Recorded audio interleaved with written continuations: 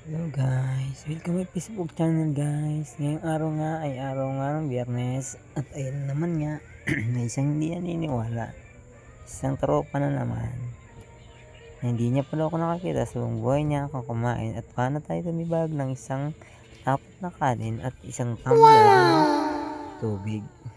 At ayun na nga po, nagsimula na naman, simulang Oh kalokohan at my nakaw god. makikita niyo naman kung paano naman tirahin at babagbagan yung apat na kanin with water rice. Sa mga hindi ka naniniwala, din nyo na lang video hanggang huli. Tapos, like and follow and share nga po mga guys.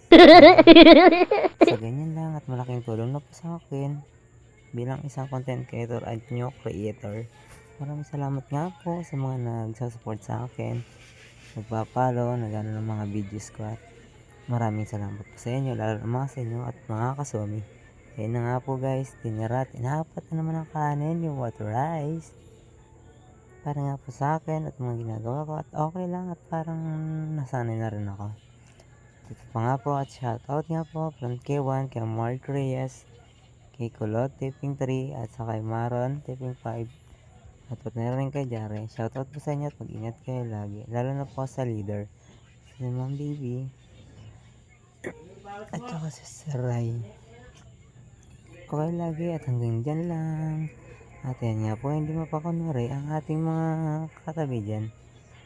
Hindi pa nga nakakatibag ng isang kanin niya, ako ay nakatapat na. Grabe no, isipin nyo, tinakaya ko yan.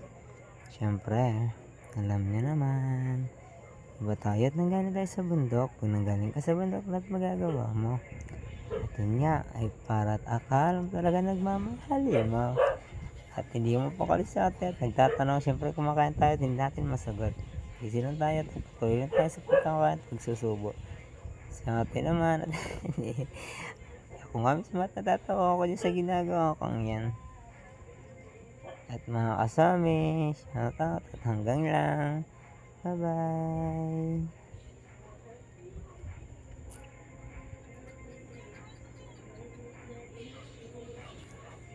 At ayun na nga, yari na tayo kumain, pahinga. Isipin nyo, apat na kanin, isang jug na tubig. Grabe, nalakas. Thank you for watching.